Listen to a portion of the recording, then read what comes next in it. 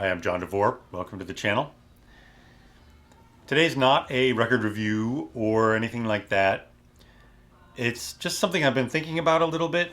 There's a company that I actually respect a lot, and I have one of my good friends in the industry works for Audio Research. And recently there has been a lot of rumoring and speculating in the online HiFi community about what's going on with them.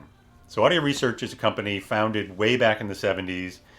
They make state-of-the-art tube amplifiers primarily, although they have done solid-state amps over time. They were an independent, privately owned company for most of their time. They were bought at some point a number of years ago. They were bought by an investment group, a European-based investment group that also owned a number of other properties, including Macintosh, Wadia, Sonus Faber, and possibly some others. And they lived within that group of companies for years. That the money behind that company, behind that investment company, the money behind that I think changed hands a couple of times. And then just recently, only maybe a year or so ago, Audio Research managed to free themselves from that conglomerate where it didn't seem like they were thriving particularly. They seem to be doing okay, but I think that the investment group that owned all of those brands didn't really have a clear understanding of how Audio Research fit in with the group, especially in relation to brands like Macintosh. And so they managed to get themselves free from that group and become independent again.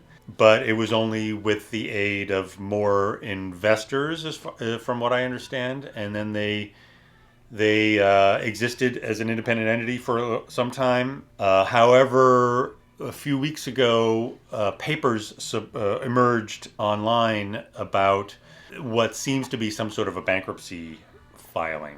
And what it is, it's not exactly a bankruptcy filing paperwork. It's one of the things that is often incorporated into bankruptcy filings. It's an ABC. It's an assignment of benefits to creditors, essentially. And it's a listing of all the people that Audio Research as a corporation owes money to. And this usually is, certainly it's a part of a bankruptcy filing, but it's also a part often of investors changing things about their holdings, or it's certainly a part of finding a new ownership, things like that. Of course, internet speculation all over the place online is about the end of Audio Research. And I honestly really hope that that's not the case. And my friend in the industry, I reached out to him as soon as I saw this paperwork out there, and I know that there's no bankruptcy happening at this point, and they are hoping to find new ownership very soon, and I really do hope that they do. It's a great company. They make awesome products. As I've spoken about before on our channel, I've owned for many years. I've owned Audio Research amplifiers. And we currently own a VT130 SE, which I absolutely love. And they currently make a couple of amplifiers that I would absolutely love to own. First of all, I think they're one of the historical American hi-fi companies that, in my opinion at least, that has truly kind of kept up with the times. So they haven't gotten dated. They haven't seemed to lose their way. They did some years ago. They sort of updated their aesthetics, and I think it's a massive success. I think their current amplifiers with that beautiful window / power meter, absolutely brilliant. Absolutely brilliant. Essentially it's a see-through analog power meter through which you can see the vacuum tubes inside. Really gorgeous. They nailed the design. it harkens back to their earlier designs, like our VT130 SE has a pair of power meters on it, which I've always adored. But I covet those any of those beautiful stereo amplifiers with those meters. What is it? I think it's the Ref 80 or whatever it is. Anyway, it's a beautiful amplifier that I would think would be would fit in beautifully here as maybe as a replacement someday to our VT130 SE. Not that it hasn't happened, but there aren't many hi-fi components out there that I really covet and would like to own. But that's one of them. And I'm getting sidetracked. Anyway, this is all underlying what I was sort of thinking about in my walk to work this morning. And it's the perils of running a company.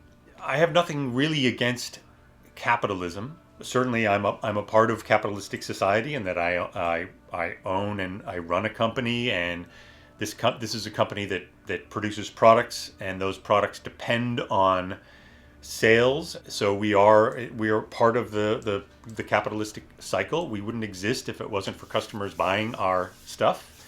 For us to maintain our customers, we have to make sure that our stuff is desirable. And so, I think that cycle works. That's sort of this capitalistic idea that your customer will dictate your behavior in some way, that you're beholden to the customer to make something that the customer is going to want, and that will ensure that the customer is going to pay you for what you're doing. And therefore that cycle can continue.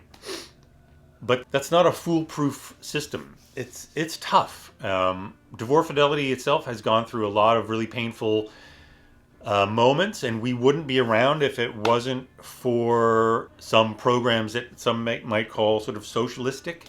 Certainly the payroll protection program really helped us out during COVID. I don't know if we would have survived COVID if it wasn't for the payroll protection program, and also some kindness from our landlord, which is the city of New York, via the Brooklyn Navy Yard. So we actually benefited from some relief during that time. It was also, man, was it tough in 2008, and we started building speakers right before 9/11 happened. So we've definitely seen some tough shit out there. And while I was walking to work, I was thinking a little bit about some of these, some of the perils. When I started DeVore Fidelity in 2000, there was a speaker company called Meadowlark Audio that I was expecting to be one of our biggest sort of competitors, or one of the speaker brands that was going to be most kind of similar to what I was trying to do. And certainly in our first several years of being a company, we were often compared to Meadowlark Audio, and I was compared often to the designer Pat McGinty. And then all of a sudden, Meadowlark Audio vanished, gone, and they had recently expanded significantly. They had moved to a big space up in upstate New York. And then all of a sudden, sometime in the early 2000s, they vanished. They were, again, the rumor mill of high-end audio. Everyone was trying to figure out what happened to Pat McGinty and what happened to Meadowlark, the company. Nobody was answering phones. There were like marshal's orders and lockouts up at the factory in Watertown, New York. And it was just bizarre, out of nowhere. And from what I can tell, it was a case of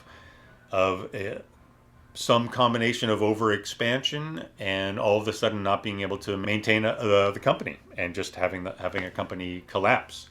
I don't know all the details about what happened with them, but another company that came to being and vanished within the lifespan within the current envelope of DeVore Fidelity existing.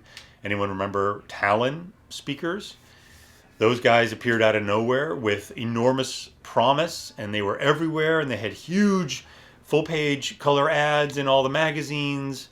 And then suddenly we're nowhere. And I have a feeling that that was a case of uncontrolled growth, or sort of uncontrolled spending and marketing without sort of this sort of fundamental mandate of making sure that your sales can underwrite your expenses. DeVore Fidelity has grown very slowly over the years, and I joke all the time that it's because I'm a shitty businessman. And to some extent, that's definitely true. But I'm also wary. Certainly, seeing what happened to Metalark right as I started was a warning that I did not miss the importance of. Talon again also was really a warning. I mean, Talon came into existence sometime right around when we started, and it was interesting. I mean, Talon went from being nothing to seemingly, at least in perception, to massively eclipsing anything DeVore Fidelity was seen as at the time. And they were everywhere, and they had huge exhibits at HiFi shows, and guys in suits at the HiFi shows doing business deals all over the place, and then suddenly we're nowhere. It's sort of lessons about how the money part of it is really fraught. Another example that comes to mind, speaking of hi-fi shows, there's another company that existed a bit before DeVore Fidelity started, and it happens to be another company that we're often talked about in the same sentences, is Zoo Audio. I know, in a casual way, I know Sean Casey, one of the founders of Zoo Audio. And I watched that company grow and flourish while I was growing my company. And also, their marketing strategy was very different from mine. So mine, from the very beginning, I wanted all of our speakers to be sold through a dealer network in a very sort of old school, traditional manner. And so customers would go into a hi-fi store. They would be assisted by the store. They would be presented the speakers in the context of systems, compared to this brand or that brand perhaps, and they would be serviced by a shop. And so all of our stuff was sold in that kind of a fashion. Overseas, it would be through a distributor, and then the distributor would get the products out into stores that they would then maintain. Zoo Audio was always sold direct. And they would, it was a very different business model, but clearly very successful. And they would sell their speakers direct to the end users, presumably with some sort of a return policy, so that you would get a sort of an in-home demo. And then if you didn't like them, you would ship them back. If you did like them, you would keep them. And that was working very well for them. But at some point, I remember being at a hi-fi show, and this was, I'm pretty sure this was a CES, so this was years ago now. And we had shared hallways many times, Sean Casey and I. And one year, I saw right across the hallway there was Sean Casey, and he was wearing a suit. Sean Casey never wore a suit. He was always in a t-shirt or some casual button down. And it was just bizarre. And he was wearing a suit. And it turns out, I don't know, and I apologize if these facts are wrong, but the general gist of it was that they had gotten investment, and that the investors wanted to change the business model of Zoo and to have Zoo sold through a network of stores rather than being sold direct. So they were essentially sort of fundamentally changing the whole pipeline of Zoo Audio. And to see Zoo Audio being presented by suits at CES was shocking. And I didn't get a sense that Sean was really comfortable with it. And it could have just been that he didn't like wearing the suit. I don't know. But sure enough, after making a push to get into to retail stores, something happened, and I don't know if it was investment leaving, or if it was Sean putting his foot down and re-steering the company. But they returned to their roots, to their previous business model, and became a direct to customers company again. And they now seem to be thriving as they were before, if not even more. And that to me is a rare example of shit being changed by money and not going off the rails, and actually coming back and restabilizing and actually continuing on and seeming to thrive. So absolutely hats off to Sean for if that's what he did, for wresting control back into getting Zoo Audio back on track. You know, investors can do a lot of damage. More often than not, the company or the individuals who have the money who come in and take over a hi-fi company, more often than not, they have no experience in the hi-fi world, which is a very strange, non-normal market. Teal is an example of that. You know, Teal was run by Jim Teal, the founder. He started the company with his brother, and I don't know if Kathy Gornick was in back in the very beginning, but certainly she helped run the company for many, many, many years. And when Jim Teal passed away, Kathy continued to run the company, but the company was finally sold to investors, and it was kind of a disaster. I mean, many of us who sort of knew the company from back in the Jim Teal days sort of saw the various versions of the company sort of come back and re-present itself at various hi-fi shows, and it never really seemed, they never really seemed to know what they were doing. It was kind of a shame. I mean, you know, Teal was a great brand, and certainly the brand name had some cachet, but it's not easy to run a high-end audio company if you don't understand high-end audio. I may be at a cocktail party or dinner party, and I've told this story before to people in the industry. I'll be shooting the shit at a party, and you know, we're talking about what we do, and somebody will find out what I do, and it turns out that they're a recent MBA from, you know, some business program, and they sit there and they're just like, well, I have lots of ideas about you know, capital markets and how to streamline production, and then we have a conversation for a while, and as I describe the high-end audio market and what we do and our business models and business models of other companies that have had success in the market, they're just scratching their heads and they just back away. It's funny. We don't really our little market is a very weird little appendix to the capitalist society at large, the market society at large. Another company that I remember that didn't make it. So this is one of the companies that was owned by the investment group, the European investment group that also owned Audio Research for a while, Macintosh, Sonus Faber speakers. The other company that they owned was Wadia.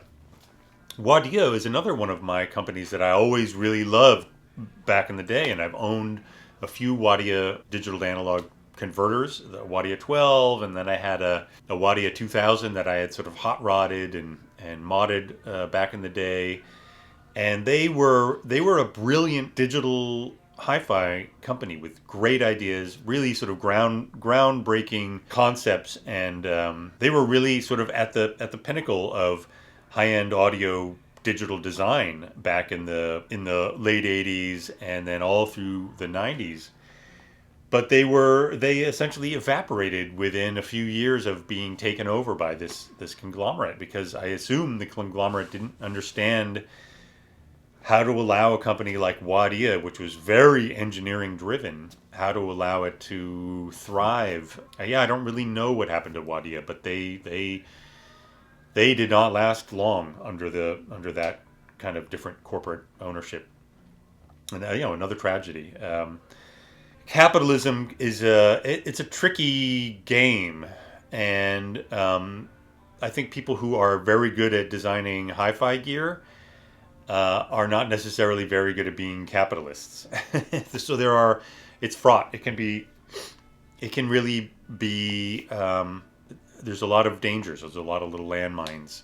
Capitalism it's kind of a weird thing. It's amazing that capitalism works as well as it does. You know, at its heart, capitalism is about this belief that the economists have that humans will make good decisions generally. Humans are a species that evolution has predisposed to essentially watch porn and eat candy 12 hours a day until they die. So this concept that humans make good decisions is, I think, itself a little flawed, or at least a little optimistic. Certainly, there are lots of corporations out there that have benefited to the tune of hundreds and hundreds of billions of dollars from the idea that humans really do make awful decisions and can be really kind of clueless when it comes to any sort of a far-sighted vision of their own good. But I digress. And the other inspiration for me ranting on about capitalism and how scary and dangerous it is, and woe unto tiny companies like DeVore Fidelity, is just a huge thank you to all of DeVore Fidelity's customers, to our long-suffering dealer network. Thank you for your patience. Just the huge popularity of the last video that I put out that had the customer system photos in it. Just thank you, guys. You guys are why we are still here. There's no question about that in my mind. And everything we do is to make products that are going to be desirable by you guys. And you guys let me know that. And we're listening. And we work hard. I work hard. Everyone out there building the speakers and getting them packed and shipping them as fast as we can. We're working our asses off to keep this going. And I love it, but it's a trip. And again, thank you guys. Thank you so much. And I will see you at the next video. Probably from Munich. I think I'm going to try to do some little quick and dirty cell phone videos from the HiFi show in Munich. We'll see how that goes. So thanks again, and I'll see you at the next one.